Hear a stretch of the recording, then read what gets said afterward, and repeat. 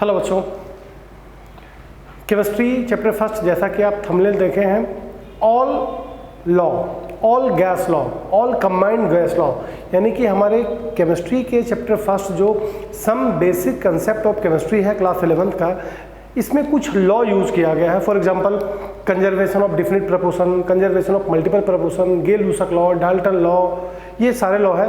तो एक वीडियो में छोटा मैं ये सारे लॉ आपके सामने रखता हूँ, जबकि इसके पहले मूल कंसेप्ट का, एम्पेरिकल मॉलिक्यूलर फार्मूला का, यूनिट कन्वर्सन का, मोलारिटी का वीडियो मैंने आपको दिया है। तो इसको आप देखकर सारे लॉ को आप एक साथ हैंडल करेंगे तो हम लोग बिना समय वेस्ट किए हुए पहले लॉ पर आते हैं। जो हमारा पहला लॉ है, टॉपिक का नाम हमारा है लॉ ऑफ केमिकल कॉम्बिनेशन, जिसमें पहला आएगा law of conservation of mass. Law of conservation of mass, this law is given by Antoine Lavoisier. Lavoisier के द्वारा दिया हुआ लॉ है 1774 में। इस लॉ का कहना है ड्यूरिंग एनी फिजिकल और केमिकल चेंजेस, किसी भी भौतिक और रासायनिक प्रोसेस में या रिएक्शन में, during any physical and chemical changes total mass of product remains equal to the total mass of reactant, यानी रिएक्टेंट का टोटल मास और प्रोडक्ट के टोटल मास दोनों आपस में बराबर होंगे ड्यूरिंग एनी फिजिकल और केमिकल चेंजेस। फॉर एग्जांपल हम लोग देखें HgO डिकम्पोज, अगर इसको मैंने डिकम्पोज किया है तो Hg+O2 मिला, Hg+O2। तो अगर हम इसका टोटल मास देखें रिएक्टेंट का 100 ग्राम और इसका प्रोडक्ट का देखें तो Hg का 92.6 ग्राम और plus 7.4 gram, total mass of product always equal to the total mass of reactant. एक एग्जांपल और देखते हैं, अगर कैल्शियम कार्बोनेट को हम डिकम्पोज करते हैं तो CaO+CO2 मिला, तो रिएक्टेंट का टोटल मास 100 ग्राम।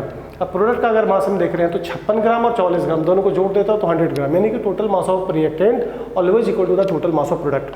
तो law of conservation of mass का कहना है ड्यूरिंग एनी फिजिकल और chemical changes the total mass of reactant always remains equal to the total mass of product. Second law देखते हैं, लॉ ऑफ डिफिनिट प्रपोर्शन या तो constant proportion. ये है जोसेफ प्राउस्ट के द्वारा दिया हुआ लॉ है 1799 में, 1799 में। इस लॉ का कहना है एक chemical compound always contain same element combined together in definite proportion by mass. इसका मतलब है कि अगर कोई कंपाउंड बनता है तो हमेशा डिफिनिट एलिमेंट से ही बनता है और उसके एलिमेंट का रेशियो जब भी होगा तो डिफिनिट ही होगा। माने कि जब भी कोई कंपाउंड बनेगा तो एक फिक्स एलिमेंट से बनेगा। फॉर एग्जाम्पल H2O को हम कहीं से उठाएं, चाहे रिवर वाटर हो, चाहे टेप वाटर हो, चाहे कहीं का भी पानी हो, कुआं का पानी, नदी का पानी, नाला का पानी, चापाकल का पानी, किसी भी पानी को अगर हम उठा लें तो उसमें हाइड्रोजन के 2 एटम और ऑक्सीजन के एक ही एटम होंगे और इसका मास का रेशियो हमेशा हाइड्रोजन का 1 2 2:16, ऑक्सीजन का 16 2:16 मतलब 1:8। जबकि अगर H2O2 देखें तो H2O2 जब भी बनेगा तो हाइड्रोजन के 2 एटम और ऑक्सीजन के 2 एटम से बनेंगे और इसके मास का रेशियो हमेशा 1:16 होगा। 2 और 16 दूनी 32, तो 2:32 यानी कि 1:16। उसी टाइप से CO2 में हमेशा कार्बन का 1 एटम, ऑक्सीजन का 2 एटम होगा, इसके मास का रेशियो हमेशा 3:8 होगा।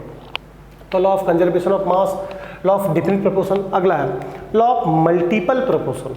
This law is given by John Dalton in 1803। इस लॉ का कहना है when two element combine together to form two or more than two compound, जब कोई दो एलिमेंट आपस में कंबाइन करके दो या दो से ज्यादा कंपाउंड बनाता है, the masses of one element which combine with fixed mass of other bear a simple whole number ratio to one another। माने कि अगर कोई दो एलिमेंट आपस में कंबाइंड करके दो या दो से ज्यादा कंपाउंड बनाता है तो जो दूसरे का रेशियो हमें होगा हमेशा एक सिंपल होल नंबर रेशियो में ही होगा।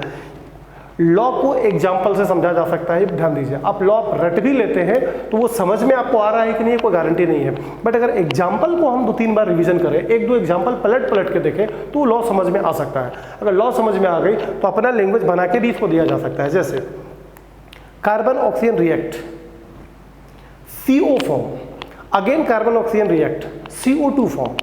तो अगर इसका रेशियो हम देखते हैं तो 1:16 है, 12:16, और CO2 में देखते हैं तो 12:32। कार्बन का 12, ऑक्सीजन का 16, कार्बन का 12, ऑक्सीजन का 16 दूनी 32। तो अगर 12:16 में है, 12:16 में है, अगर कार्बन को हम फिक्स मास में रखते हैं तो ये जो दूसरा एलिमेंट है हमेशा सिंपल होल नंबर रेशियो में ही होगा। तो अगर हम कार्बन का मास 12 रखते हैं तो ये हो रहा है 16:32, 16:32 मतलब 1:2। एक और एग्जाम्पल देखते हैं, CU2O एंड CuO, दोनों में कॉपर एंड ऑक्सीजन है। तो अगर कॉपर का मास हम देखते हैं तो 63.5 इंटू 2, क्योंकि 2 एटम है, इस टू ऑक्सीजन का 16, और यहाँ 63.5 इस टू 16। तो अगर ऑक्सीजन का हम फिक्स मास रखते हैं 16, तो ये हमेशा 2:1 में मिलेगा। तो क्या बोलता है, when two element combine together to form 2 और more than 2 compound, then masses of one element which combined with fixed mass of other, माने एक एलिमेंट का जो मास है दूसरे के साथ फिक्स मास के साथ अगर रिएक्ट करेगा तो हमेशा bear a simple whole number ratio to one another. Next है law of reciprocal proportion, Richter के द्वारा आया है 1792 में। ये लॉ थोड़ा समझिएगा, समझने में आपको थोड़ा तकलीफ होगा। ये क्या बोलता है, when two element combine separately, when two element combine separately with a fixed mass of third element, when two elements combine separately with a fixed mass of third element, then the ratio of their masses in which they do so, in which they do so, in which they do so is either same, या तो same होगा, और same whole number multiple to the ratio in which they combine with each other. Statement, when two element combined separately with fixed mass of third element, then the ratio of their masses in which they do so is either same, या तो same होगा, और same whole number multiple to the ratio in which they combine with each other. Example देखते हैं, इसको triangle से आप समझ सकते हैं। Carbon, oxygen, sulphur, carbon oxygen combined CO2 form, और sulphur oxygen combined SO2 form, और carbon sulphur combined CS2 form. तो अगर कार्बन का मास हम रखते हैं 12 और ऑक्सीजन का रखते हैं 32, CO2 में 32 है, तो अगर ये 12 और 32 है, और इधर हम देखते हैं कि अगर कार्बन का 12 है, इसका 32 है, सल्फर का 32, और SO2 में अगर हम देखते हैं तो सल्फर का 32 और इसका अगर 32 है, तो एक को रेशियो पकड़ते हैं 12:32। ध्यान से, कार्बन का 12, सल्फर का 32, तो 12:32 पर इस कंपाउंड का रेशियो देख रहे हैं तो हमको मिल रही है 12:32। और नीचे में अगर हम देखते हैं तो कार्बन का 12 है और सल्फर का हो रहा है 32 इंटू 2, CS2 है, तो 32:64, 12:64। कार्बन का 12 ही हमको फिक्स रखना है, एक का फिक्स रखना है, तो 12:64। तो अगर हम इसको देखें तो 12:32 और 12:64, 12:32, 12:64। अगर इसको हम रेशियो में ले लें, अगर इसको हम फिक्स रखते हैं तो 32 और 64, अगर दोनों 10/10 और 10/10 है तो 64 चला जाएगा ऊपर, 1 और 4 को डिवाइड करेंगे हम, तो 64/32 ही जब भी आएगा तो 2:1 में आएगा। बोला गया था जब भी आएगा तो सिंपल होल नंबर रेशियो में ही आएगा।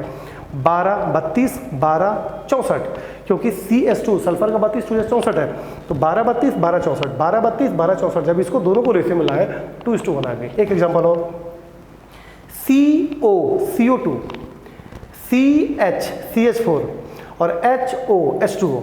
तो अगर 12:32 हम लेते हैं और कार्बन का CH4 में अगर हम 12:4 लेते हैं तो 12:32 और 12:4, अगर इसको भी हम उसी टाइप का रेशियो करेंगे तो 4 चला जाएगा ऊपर, 32 आ जाएगा नीचे, बने 4/32 यानी कि 1:80। जब भी आएगा तो होल नंबर रेशियो में ही आएगा।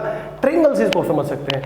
या लैंग्वेज में फिर से आइए, when two element combined separately with fix mass of third element, fix mass of third element, then the ratio of their masses in which they do so is either same, या तो same होगा, और same whole number multiple to the ratio in which they combine with each other.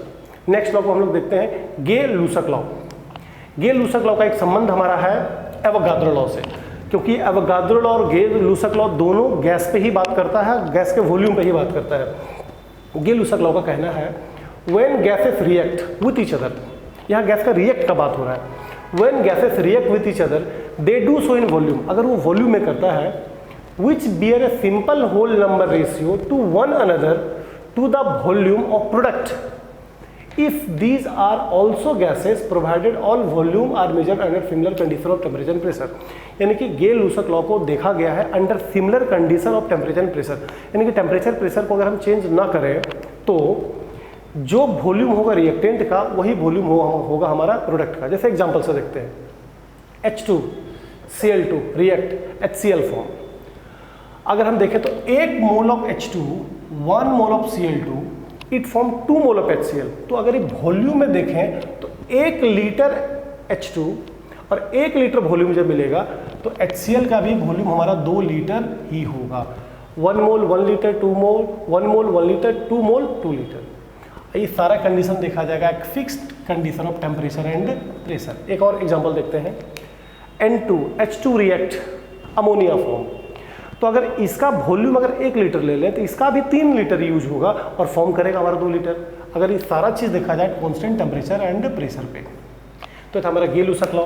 Next हम देखते हैं Avogadro law. Avogadro law का कहना है equal volume of all gases under similar condition of temperature and pressure contain equal number of moles. मतलब अगर मैं 5 container ले लूँ, अब पाँचों में 5 अलग अलग गैस डाल दूँ, 1 2 3 4 5, पाँचों में अलग अलग गैस डाल दें, किसी में हाइड्रोजन, किसी में नाइट्रोजन, किसी में कार्बन डाइऑक्साइड, किसी में मीथेन, किसी में अमोनिया गैस अगर हम डाल दें, लेकिन सबका वॉल्यूम रखें सेम, सबका वॉल्यूम अगर हम सेम रखें और सबको सेम टेम्परेचर और प्रेशर पे रखें तो सबका नंबर ऑफ मोल भी सेम हो जाएगा। Equal volume of all gases under similar condition of temperature and pressure contain equal number of moles. अगर 5 कंटेनर का वॉल्यूम सेम है और पांचों में 5 अलग अलग गैस भी हो लेकिन सेम टेम्परेचर प्रेशर पर रखा तो उसका नंबर ऑफ मोलिकुल्स जो होंगे, नंबर ऑफ मोल जो होंगे, ये सेम हो जाएंगे। नेक्स्ट आ गई डाल्टन एटॉमिक थ्योरी, जो हमारा डाल्टन लॉ आया है 1808 ईस्वी में। इसका तो सिंपल कहना है कि all matter is made by a very extremely small particles called atom. जितना भी मैटर बना हुआ है सारे एक वेरी छोटे पार्टिकल से मिलकर बना हुआ है जिसको हम लोग एटम बोलते हैं। Atom can not break, atom टूट नहीं सकता है, एटम बन नहीं सकता है, इट इज़ द स्मॉलेस्ट, माने एटम को और तोड़ा नहीं जा सकता, it is the smallest. Atom of one element are similar in all respect. एक ही एलिमेंट के जितने भी एटम होंगे सारे सिमिलर होंगे, किसी दूसरे एलिमेंट के जितने भी एटम होंगे ये सारे सिमिलर होंगे, but atom of different element are different. अलग अलग एलिमेंट के एटम अलग अलग नेचर वाले होंगे, ऑल रिस्पेक्ट में अलग होंगे। When element reaction takes place, जब केमिकल रिएक्शन टेक्स होता है तब दोनों एलिमेंट के एटम कंबाइंड करते हैं। तो ये था हमारा Dalton atomic theory. Dalton atomic theory, Avogadro law, Gay Lussac law, reciprocal proportion, constant proportion, multiple proportion and law of chemical combination. अगर इस लॉ को अगर 2-4 बार रिपीट करके एग्जाम्पल पे फोकस करें तो चैप्टर फर्स्ट में यूज होने वाला सारा रिएक्शन, सारा लॉ को हम एक साथ देख सकते हैं। एक इसका स्क्रीनशॉट लीजिए, सारा लॉ का नोट्स बनाइए और वंस अगेन एग्जाम्पल पे फोकस करें। एक एक एग्जाम्पल हो सके तो और आप लीजिए इस लॉ को समझने के लिए। स्टेटमेंट तो आप याद कर सकते हैं बट मोस्ट कंपलसरी है सबके एक एक 2-2 एग्जाम्पल आपके पास होने चाहिए। Thank you.